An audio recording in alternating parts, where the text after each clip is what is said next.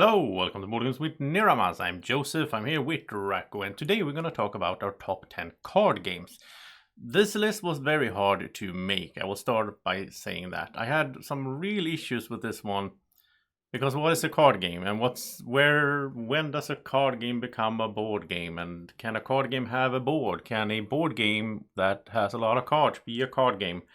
I don't know. I had such an hard time to distinguish between those two here, but these are 10 games that I really like, and they are based on using cards. Sometimes there's a few little other components in there, but I will say right away that like Terraforming Mars is not in here, because sure, it's driven by cards, there's a lot of cards in the game, same goes for Ark Nova, but it's not a card game. It's not.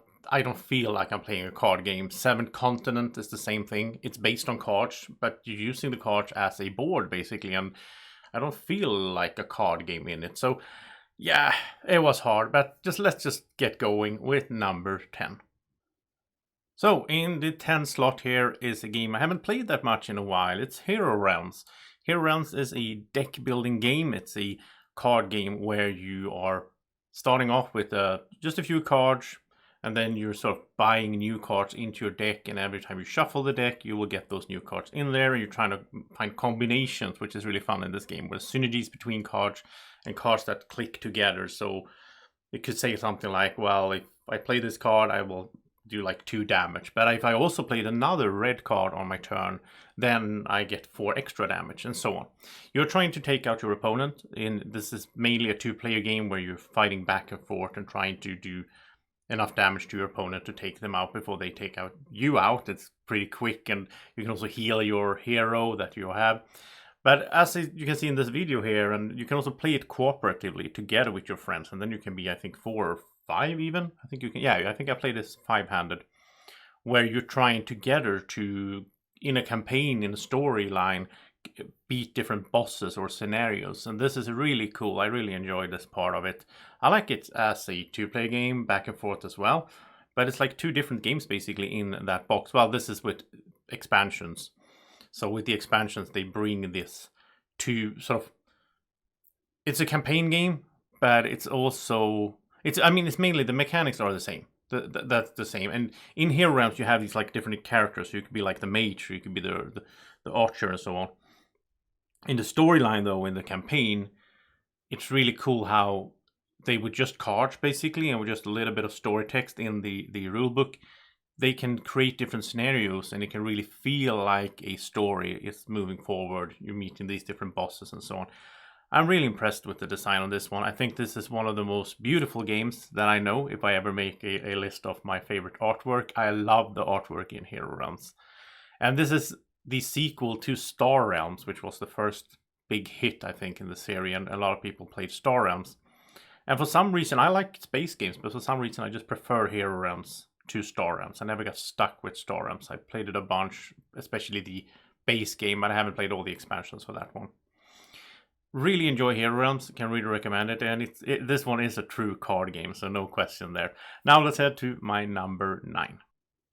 At number 9, we have an old classic. It's old and classic by now. This is Dominion, and Dominion was sort of, I think, in a sense, I wasn't around playing card games back in 2008 that much, but from what I understand, this was the game that started the whole sort of popularity of deck building as a mechanic in game, where you start with a small deck and you buy new cards and you put them in, and then your deck becomes stronger, and that's the main part of the game. In Dominion, is very pure. There's like no theme really, there's no story, there's nothing like that. But I enjoy it for what it is, because you have something in this one that I really like, is where you have a set market of cards to start the game, and that's the cards that are out there. So you know from the start of the game, there's like 9 or 12 or whatever you play with, different card styles that you can buy, and they will combo differently. And depending on how you set this up, there's like recommended in the rulebook to use these 12 cards together, right? And then you can randomize and so on. So when you start the game, you can, if you played it a bunch, you can look out there, you can like, okay, so if I get that one together with that one, and then I combine that with the third one, and I should get many of these, but just one of that, you sort of start making a strategy, and it's really fun. And when you play this with people that know it well, it goes super quick. It's just basically my turn all the time, because it's my turn, and when I start cleaning up and everything, then the other people go and oh, it's my turn again, and just boom, boom, boom. It's really smooth in that sense, and it's fairly quick to play as well. And it's this interesting race in this game as well, where you play until certain sort of end game conditions are met. Certain cards are bought by the players. If you get all the like high scoring point cards, then the game will be over. So you're sort of sitting around, and first you build an engine and you build a good deck.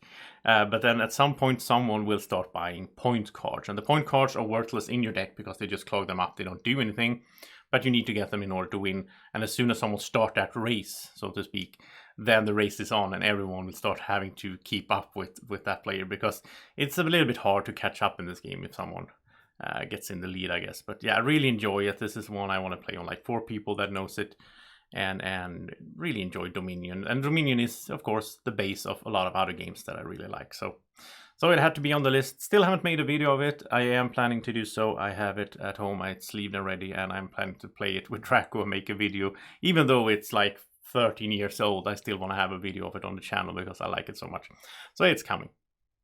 So at number 8, we have The Crew. This is the Quest for Planet 9. This is the first out of 2 games that have come out in the series. The most recent one, Underwater, Deepwater, something like that. Haven't played that one, but I heard it's even better than this one. And The Crew is really cool because it's really a card game in a sense. It's just basically a big deck of cards. And it's a trick-taking game, and you play cooperatively. So you're trying together to meet certain conditions. So it could be that one of the players have to get the purple 2 or whatever, and they have to win that, otherwise you will fail. So you have to together set it up in a way so that happens. But you can't speak freely of what you have in your hand or what you're planning to do. So you gotta try to figure out to get into your opponent's head, or not opponents, your co-players' heads, and figure out what they will be doing. And you can give some clues to each other.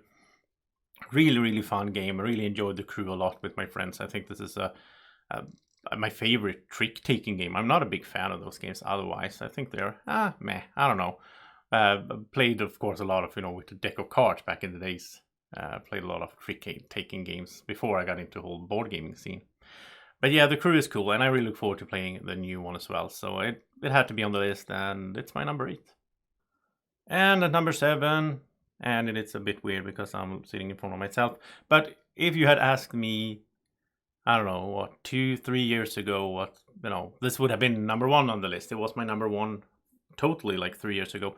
Really loved Keyforge a lot, and I played a lot of Keyforge, thousands of games basically, a lot of them online. But I love Keyforge for what it is. It's a back and forth 2-player game where you're forging keys. It's a race game. You're trying to get to resources and use those resources in order to forge these keys, and whoever forges 3 keys first wins. And then in there between all of that, there's a lot of different effects, and all the cards with different synergies and combinations between the cards. All the decks are unique, which is a cool thing with this game.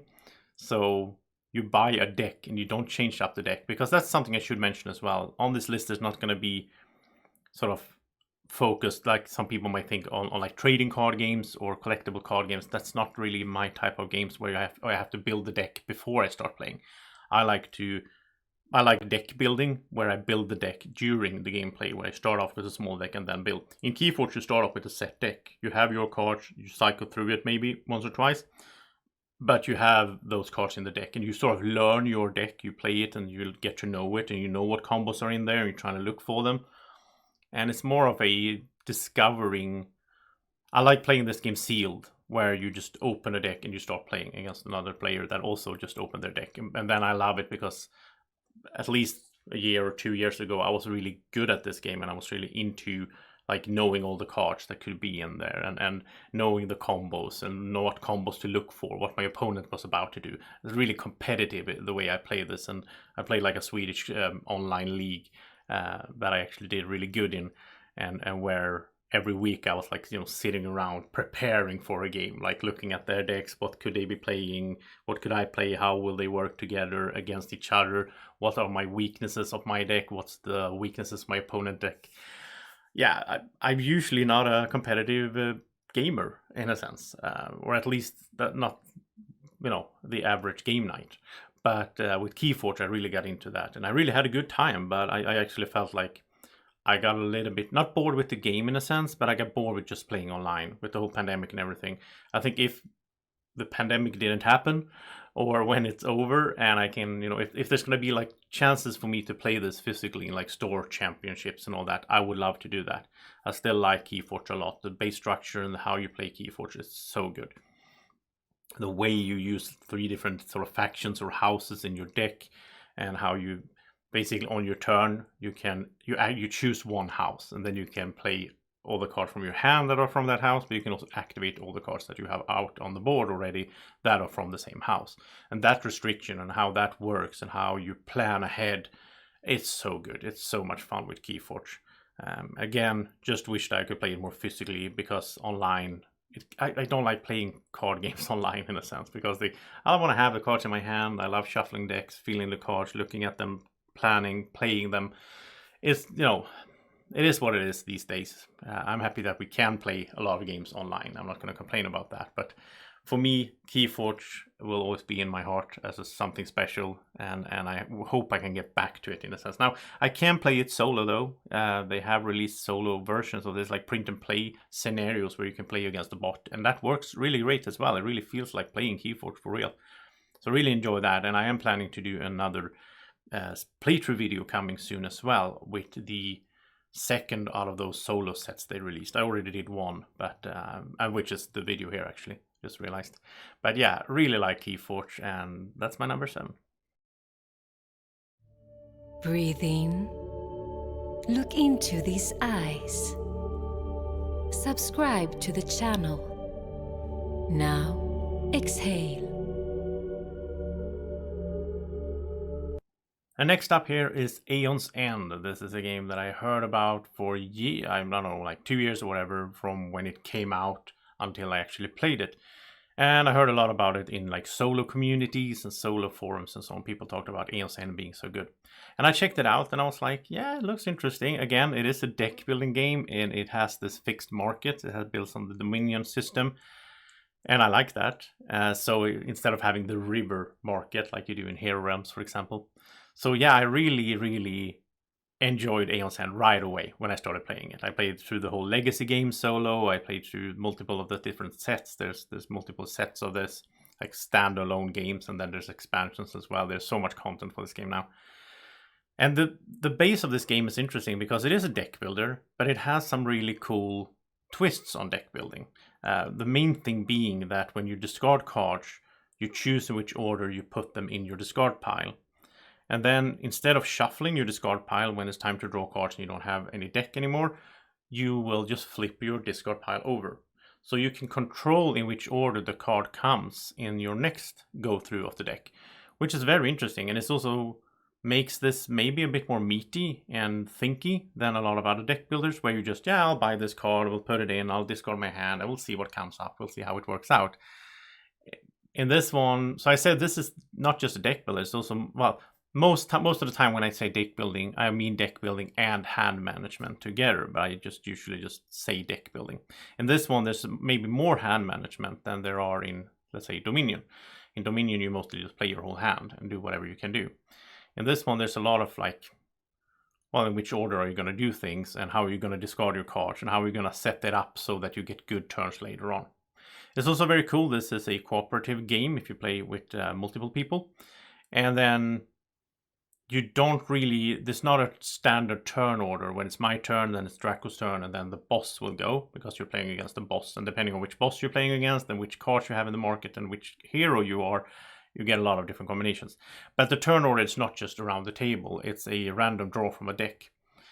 So that's also very interesting, because I like that tactical aspect of it, that all of a sudden we know sort of that the boss might go twice in a row. So we need to prepare for that. And I might go twice in a row, so I need to set it up so that I have a second good turn right after my first one. There's so much cool strategy and tactical thinking going on in this game. I think Aeon's End is amazing in that way. And it's sort of also a bit unique. There's a lot of card games obviously out there, but Aeon's End has some really cool twists to standard game mechanisms, which I do really enjoy. So it had to be on my list. Number 6, Aeon's End. And then it's time for Imperial Settlers Empires of the North at my number 5 spot here. This is a, well, it's a card game. Well, this is the first one that is sort of cheating a little bit, right? Because it has a board or several small boards. And some part of the game takes place on that board because it's also a little bit like worker placement. You place a pawn out on this little wheel up there in order to do an action.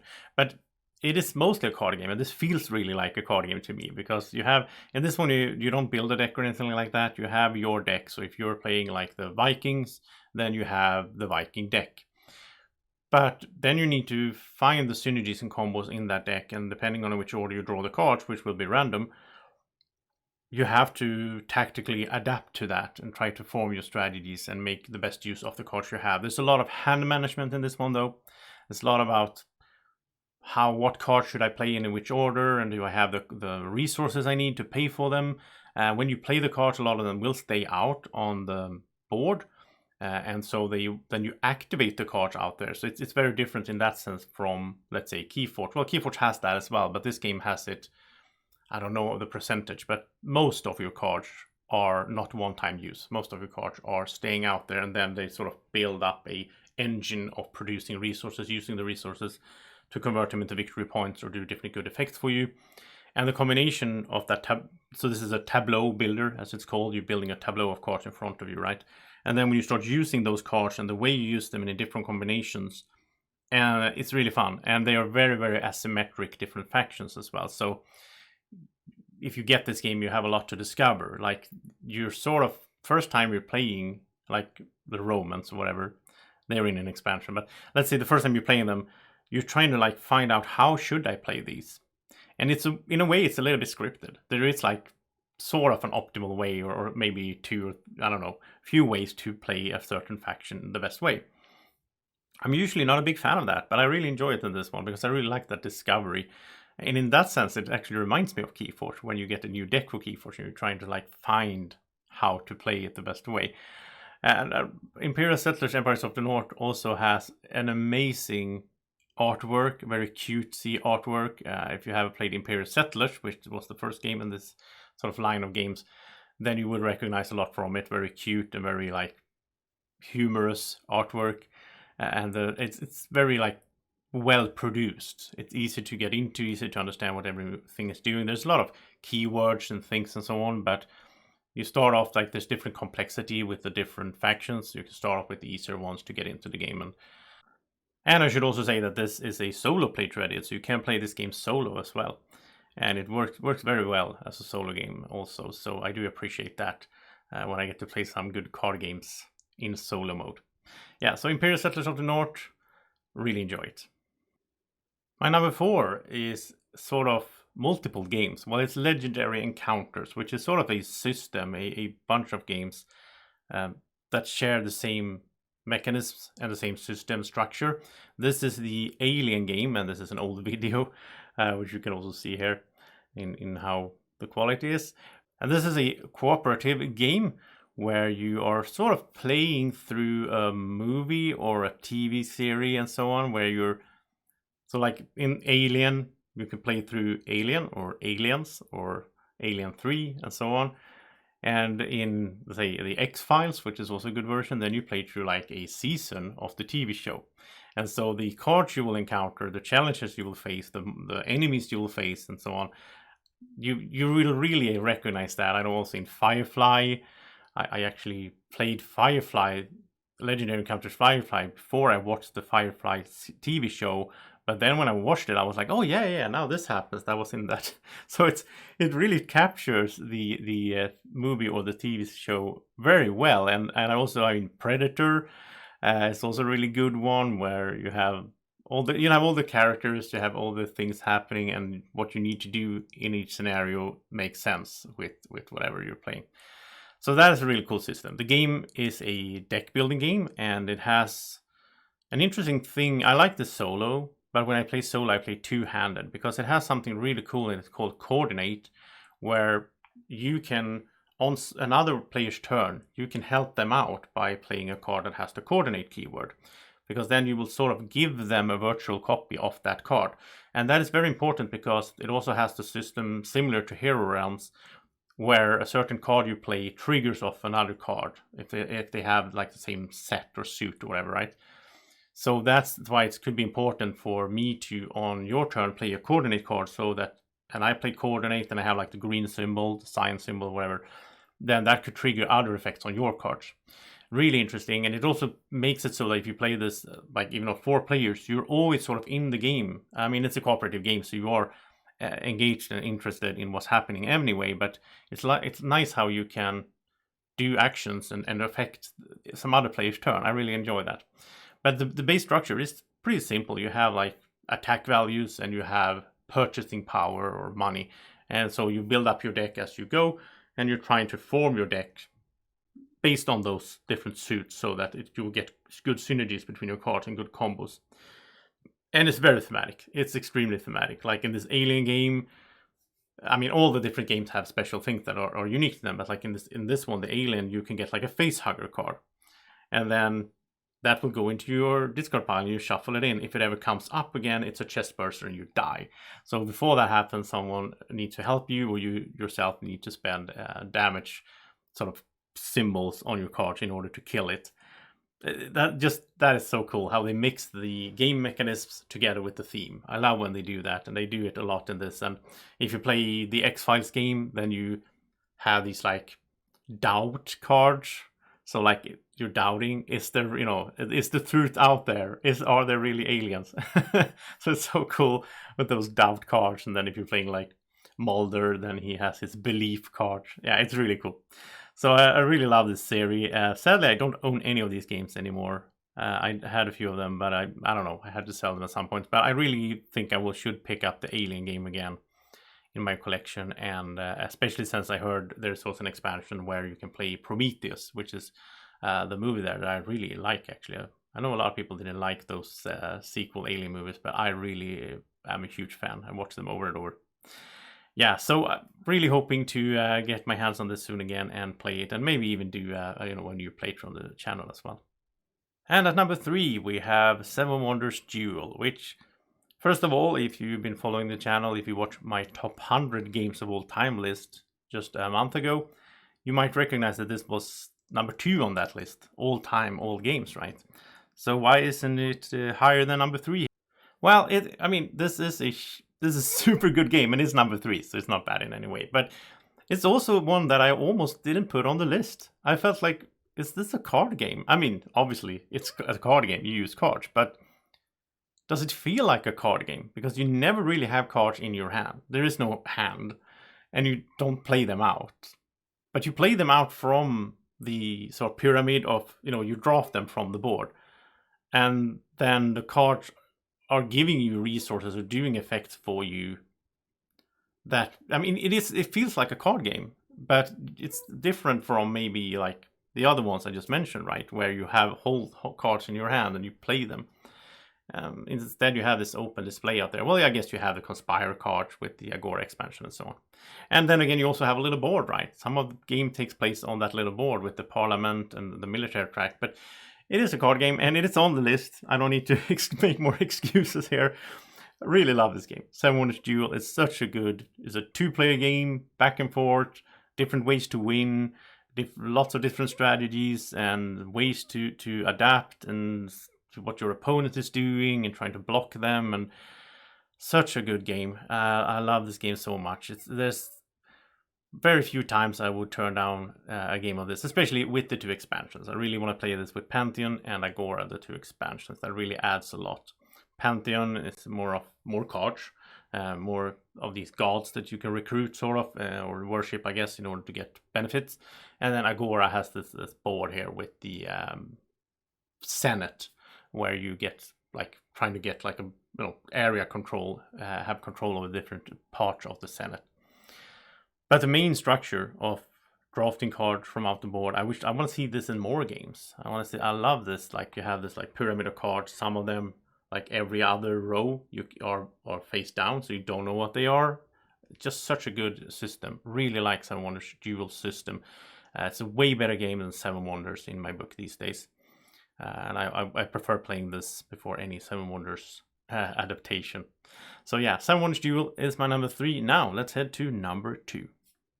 So number 2 is a game that is fairly new to me. It came out last year, 2021, and I didn't play it up until around Christmas time. So it's really new to me, but I played it like 15, 16 times already because it's such an amazing game. Imperium Classics, and I want to clear this up before I keep going because this is a little bit confusing and I don't really like how they did this it just makes it confusing. But they released 2 games at the same time. One is called Imperium Classics, the other one is called Imperium Legends.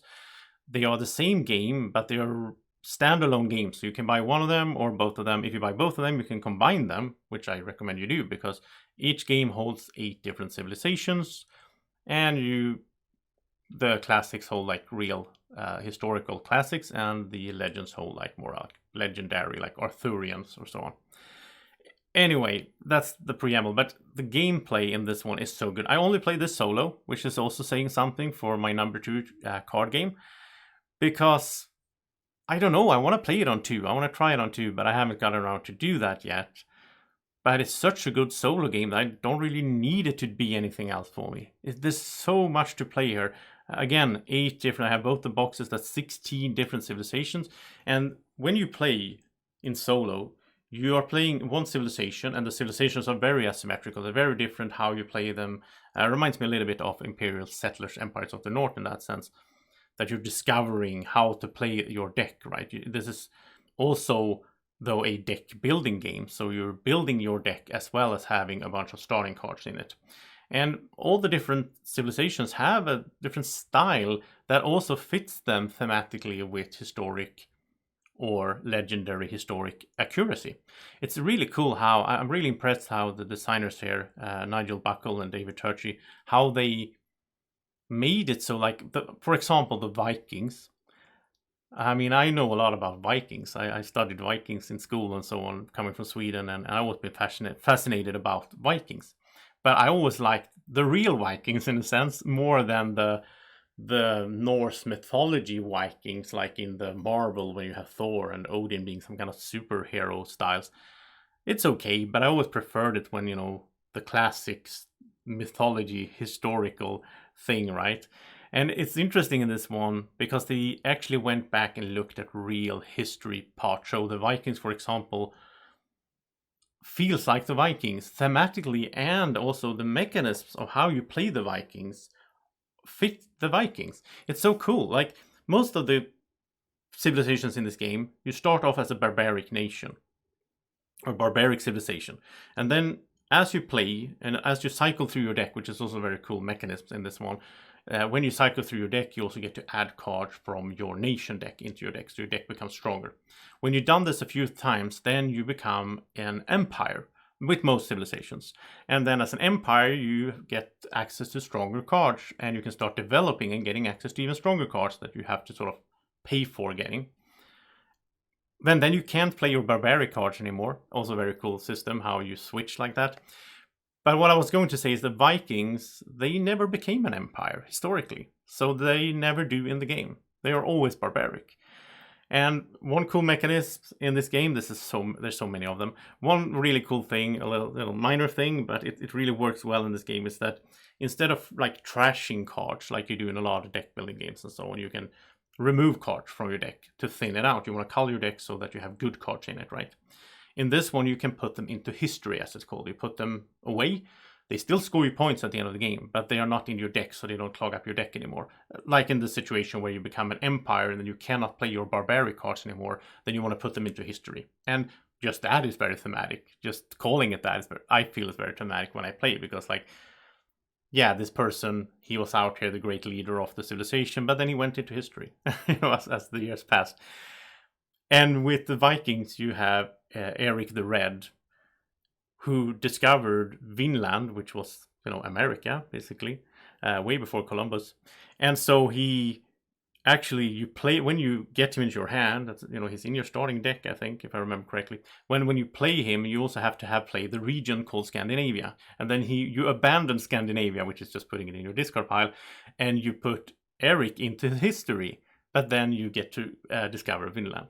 It's so cool. Just those little, how they mix. That's something I really appreciate in games. It doesn't. I mean, in all board games or all tabletop games, is where you can mix theme with the mechanisms of the game, so it makes sense. And it also, when it makes sense, it's also much easier to learn and remember rules and have a good experience with the game, right? I always had a problem with thematic disconnect in some classic Euro games where it's like, well, you're supposed to put these markers here, or when you do this, you get like this amount of wheat. And sometimes it's like, why? Like, why do I do that? I do it just because of mechanism reason, because it's a game. But I love it when they can combine it so it makes sense thematically. And then I could keep talking about this game for an hour. I'm not going to do that. I might do that in some kind of spotlight a up ahead where I do a video just about this game and talk a lot about it. Oh, this is so good. And yeah, just can't recommend it enough. Imperium Classics and Imperium Legends. And my favorite card game, right now at least, is Marvel Champions. So Marvel Champions is also a game that, I mean, I play a lot of games, right? Every year I play a bunch of games. I play a lot of new games. I review games. I make playthroughs. I make solo playthroughs. I unbox games and so on and so on. And this one came out at the same time, or at least like the same, within months, the same time as Keyforge. And so when I got really hooked on Keyforge and played that a lot, like the first year especially, I played it over and over and over, I kind of missed this one. So Marvel Champions, it didn't show up on my table until just a year ago. And by then there was a bunch of expansions. This is a LCG, which is a living card game, so they constantly release expansions with like not figure packs, but like character packs. So you can get like Ant-Man or the Hulk or whatever. But just in the base box of this, I started with the base box and I just fell in love with it right away. I can see why it's become so popular. Such a good game, and this is a good solo game. I played this on 2 and 3 as well, and that was really good as well. So this I can imagine playing on any player account. But when I play solo, I like to play two-handed. So I have 2 heroes because they will sort of combo a little bit off each other and help each other out. And it's Marvel, so you're playing with all the classic Marvel heroes. And again, the reason why this is my number 1, it has a lot of similarities to Imperium Classics and Imperium Legends that I just talked about. Because just as I said in that case, I had this long rant about theme and mechanisms. Here it's excellent. If you're playing as Iron Man, it feels like playing as Iron Man. If then you switch over to Spider-Man, it feels different playing Spider-Man. All the heroes that you play are so different in how they play, how their cards work, the different bosses you play against. Mainly this game is fighting a boss and see if you can beat it. But there's also campaigns in the expansions. There's campaigns for this. So depending on which boss you play against, it actually makes sense. Like playing against Rhino, he's going to smash. He's going to be like aggressive. He's not going to do that much planning or scheming, as it's called in this game. So it's interesting how they really implemented. They found these small angles to the mechanism. You have the base mechanism of how the game works. You have draw cards from your deck. You have them in your hand. You play them out. They cost. You can like spend cards in order to play other cards. The cards are all the resources, which makes a lot of fun hand management. Where you're trying to like, oh, I want to have both these cards outplayed, but I can't because I need to pay for them, so I have to discard some. Just that is so good, and that's the base of it. But then they have small twists to it depending on who you're playing. And like if you're playing the Hulk, he's really big and strong. He has a lot of health, but he can't do any like thwarting of the evil scheme that the villain is doing. So then, so amazing how they mix together the theme and the mechanisms. Very well done in this one. And I mean, the artwork is good. The theme is strong. It's interesting choices. It's always hard, as I said, like what are you going to do, and it's very important in which order you do things. And you have some cards that you play that are active on the table and you can activate them, and some cards you play straight from your hand as action cards or reaction cards to what the boss is doing, the evil villain. And just like the Ant-Man, just a very good example as well. Ant-Man, he can have 3 different forms. He can be huge, he can be his alter ego, or he can be tiny. And that's also a very cool thing in this game that makes it somewhat unique, at least in my experience, is that all heroes have like an alter ego side and a hero side. And if you're in your hero side, then you can do damage to the villain. But then the villain will also do damage to you. You will go back and forth between turns. But if you go to your alter ego side, then you will not get attacked. But you will sort of be at home, like if you're Iron Man, you're at home working on your suit, right? Then you give time to the villain to do his evil scheme. So then you need to thwart that scheme. It's so cool how you go back and forth, and once during your turn you can switch. So a lot of these characters as well, or heroes, have like an effect. So when you're Ant-Man, if you switch over to your giant size, then you will also do some damage. So that could also be a way to do damage.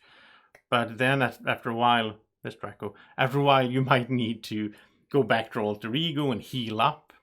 But you can't do that for too long, because then the evil scheme will go on. Because there's two ways to lose in the game, either by the villain completing their evil scheme, or if they knock everyone out, if you lose all your health. So you have to balance those two things back and forth with each other. Such a well-made game. Really impressed by the design of this, and I had such a blast playing it. And I have a lot of the expansions and everything, so I still have a lot to discover in this game and experience. And I am planning to do a playthrough series where I play through the Red Skull campaign, which is the first campaign in the game, the first expansion that brought the campaign. But I'm also looking forward to the whole Thanos campaign that came out sort of recently here, that I haven't picked up yet. But I won't get into that until I played everything else, because these LCGs, you get stuck just buying everything, and I want to be a little bit, I don't just want to have everything on my shelf, I also want to play it. So yeah, Moral Champions, such an amazing game. And I think this one is something, again, I have a lot to discover. I will play this a lot up ahead, and I don't see this going anywhere from my top list here. Now, this was my top 10 card games. And then there's a lot of good board games that are driven by cards, obviously, like Terraforming Mars, or Dune Imperium, Lost Ruins of Arnak. There's a lot of good board games that feel a lot like card games, because you're playing cards and you're doing hand management and you're doing deck building and so on. So I might at some point do my top 10 deck building games list, which would look different from this, right? So yeah, that is my top 10 card games list. Did you agree with me? Do you like these games? Tell me in the comment section. Have you played really good card games that you want to recommend to me? Games that maybe are similar to these that you think I would like, or you think other people watching the comments will like? Let us know in the comment section. It's always fun to have a chat there with you. And I hope you enjoy this list. If you did, subscribe to the channel. It's free. Just press the red button down there and you will get notifications from YouTube when I post new fun playthroughs and videos. Hope you had a good time. I sure had a good time talking about some of my favorite games. Thank you so much for watching. Have a great evening, morning, or whenever you're watching. Take care. Bye bye.